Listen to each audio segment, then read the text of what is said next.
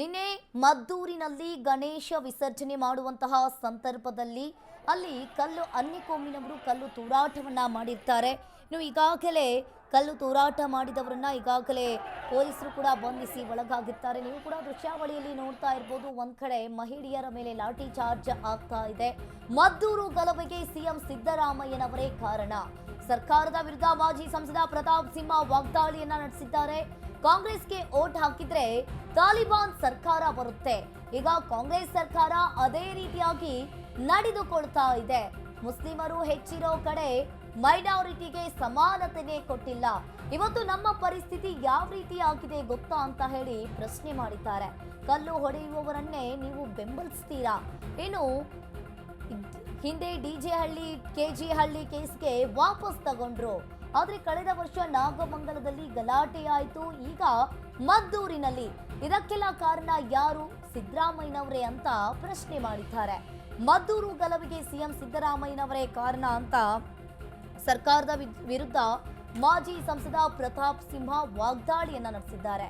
ಇಲ್ಲಿ ಕಾಂಗ್ರೆಸ್ಗೆ ಓಟನ್ನ ಹಾಕಿದ್ರೆ ತಾಲಿಬಾನ್ ಸರ್ಕಾರ ಬರುತ್ತೆ ಅಂತ ಹೇಳ್ತಾ ಇರುವಂತದ್ದು. ಈಗ ಕಾಂಗ್ರೆಸ್ ಸರ್ಕಾರ ಅದೇ ರೀತಿಯಾಗಿ ನಡೆದುಕೊಳ್ತಾ ಇದೆ. ಮುಸ್ಲಿಮರು ಹೆಚ್ಚಿರೋ ಕಡೆ ಮೈನಾರಿಟಿಗೆ ಇಲ್ಲಿ ಜಾಗ ಕೊಡ್ತಿಲ್ಲ ಅಂತ ಹೇಳಿ ಒಂದು ರೀತಿಯಾಗಿ ಈ ವಿರುದ್ಧ ಪ್ರತಾಪ್ ಸಿಂಹ ಆಕ್ರೋಶವನ್ನ ವ್ಯಕ್ತಪಡಿಸ್ತಾ ಇದ್ದಾರೆ.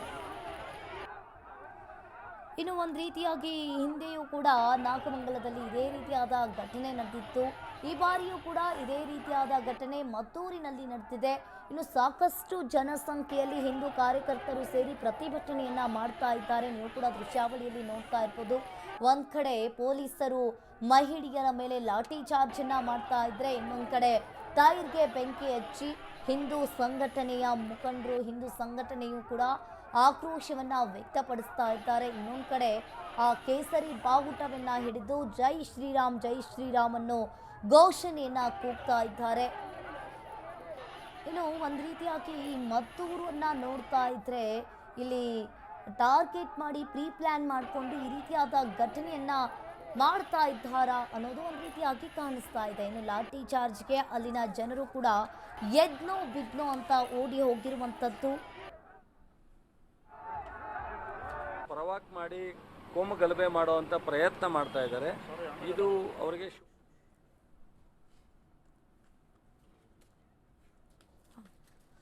ಎಸ್, ಈ ಬಗ್ಗೆ ನಮ್ಮ ಜೊತೆ ಮಾತನಾಡೋದಕ್ಕೆ KS ಈಶ್ವರಪ್ಪ ಅವರು ಫೋನ್ ಸಂಪರ್ಕದಲ್ಲಿ ಜಾಯಿನ್ ಆಗಿದ್ದಾರೆ. ಎಸ್ ಸರ್, ಇಲ್ಲಿ ಒಂದ್ ಕಡೆ ನೋಡ್ತಾ ಇರ್ಬೋದು, ಇವರೆಲ್ಲ ಈ ರೀತಿಯಾದ ಘಟನೆಗಳನ್ನ ನೋಡ್ತಾ ಇದ್ರೆ ಇವರೆಲ್ಲ ಪ್ರೀ ಪ್ಲಾನ್ ಅನ್ನ ಮಾಡ್ಕೊಂಡು ಈ ರೀತಿಯಾದ ಘಟನೆಯನ್ನ ಸೃಷ್ಟಿ ಮಾಡ್ತಾ ಇದ್ದಾರೆ ಅನ್ನೋದು ಕಾಣಿಸ್ತಾ ಇದೆ. ಏನ್ ಹೇಳ್ತೀರಾ ಸರ್ ಇದಕ್ಕೆಲ್ಲ ನೀವು? ಮುಸಲ್ಮಾನರಿಗೆ ತುಂಬಾ ಸ್ಪಷ್ಟವಾಗಿ ಗೊತ್ತಿದೆ. ನಾವ್ ಎಷ್ಟೇ ಗೂಂಡಾಗಿರಿ ಮಾಡ್ಲಿ, ಎಷ್ಟೇ ಕೊಲೆ ಮಾಡ್ಲಿ, ಎಷ್ಟೇ ಕಲ್ಲು ಹೊಡಲಿ, ಎಷ್ಟೇ ಗಣಪತಿಯನ್ನು ಉಗಿದ್ರು ಕೂಡ ಕಾಂಗ್ರೆಸ್ಸಿನ ಸರ್ಕಾರ ಮುಸಲ್ಮಾನರಿಗೆ ಏನು ಮಾಡಲ್ಲ. ನಮ್ದೇ ಸರ್ಕಾರ, ಕಾಂಗ್ರೆಸ್ ಸರ್ಕಾರ ಮುಸಲ್ಮಾನರ ಸರ್ಕಾರ ಅಂತ ಅವ್ರ ತೀರ್ಮಾನ ಆಗಿರೋದ್ರಿಂದ ಈ ಗೂಂಡಾಗಿರಿ ಹೀಗೆ ಮುಂದುವರಿಯುತ್ತೆ.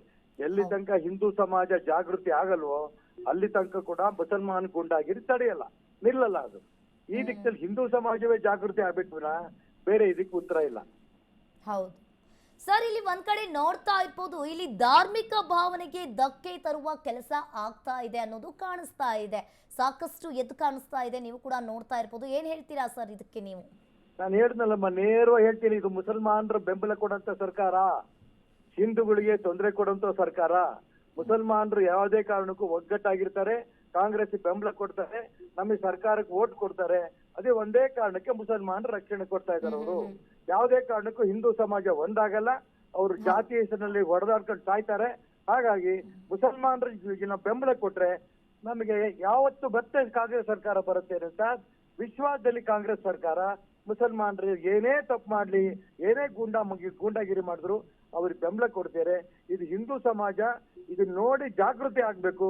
ಯಾರು ಹಿಂದೂಗಳಿಗೆ ರಕ್ಷಣೆ ಕೊಡ್ತಾರೋ, ಯಾರು ನ್ಯಾಯಯುತವಾಗಿ ಹಿಂದೂಗಳಿಗೆ ರಕ್ಷಣೆ ಕೊಡ್ತಾರೋ ಅಂತವ್ರಿಗೆ ನಾವು ಬೆಂಬಲ ಕೊಡ್ತೀವಿ ಅಂತ ಎಲ್ಲಿ ತನಕ ಹಿಂದೂ ಸಮಾಜ ಜಾಗೃತಿ ಆಗಲ್ವೋ ಅಲ್ಲಿ ತನಕ ಸಮಸ್ಯೆ. ಜಾಗೃತಿ ಆಗ್ತಾ ಇದೆ, ನೀವು ಗಮನಿಸಿ. ಧರ್ಮಸ್ಥಳದ ಕೇಸನ್ನು ಕೂಡ ಹೇಗಾರು ಮಾಡಿ ಸರ್ಕಾರ ತಮ್ಮ ವಶಕ್ಕೆ ಧರ್ಮಸ್ಥಳ ತಗೋಬೇಕು ಪ್ರಯತ್ನ ನಡೆಸಿದ್ರು. ಲೆಫ್ಟಿಸ್ಟು, ಕಮ್ಯುನಿಸ್ಟು ಎಲ್ಲರೂ ಇದ್ರು ಸೇರಿದ್ದು, ವಿದೇಶಿ ವ್ಯಕ್ತಿಗಳು ಸೇರಿದ್ರು ಕೂಡ ಹಿಂದೂ ಸಮಾಜ ಒಟ್ಟಾಗಿ ಜಾಗೃತಿ ಆಗಿದಕ್ಕೋಸ್ಕರ ಧರ್ಮಸ್ಥಳ ಉಳಿದಿದೆ. ಅದೇ ರೀತಿ ಹಿಂದೂ ಸಮಾಜ ಜಾಗೃತಿ ಆಗ್ಬೇಕು ಅಂತ ನಾನು ಪ್ರಾರ್ಥನೆ ಮಾಡ್ತೇನೆ. ಹೌದು, ಇಲ್ಲಿ ಒಂದ್ ರೀತಿಯಾಗಿ ಸರ್ ನೋಡ್ತಾ ಇರ್ಬೋದು, ಕಾಂಗ್ರೆಸ್ ಕುಮ್ಮಕ್ಕಿನಿಂದ ಈ ರೀತಿಯಾದ ಘಟನೆ ನಡೀತಾ ಇದೆಯಾ ಸರ್, ಏನ್ ಹೇಳ್ತೀರಾ? ಕುಮ್ಮಕ್ಕು ಅನ್ನೋದಕ್ಕಿಂತ ನಮಗೆ ಮುಸಲ್ಮಾನರು ಬೆಂಬಲ ಕೊಡ್ತಾರೆ ಅನ್ನೋ ಕಾರಣಕ್ಕೆ ಹ್ಮ್. ಕಾಂಗ್ರೆಸ್ನವ್ರು ಈ ಆಟ ಆಡ್ತಿದ್ದಾರೆ. ಹೌದು.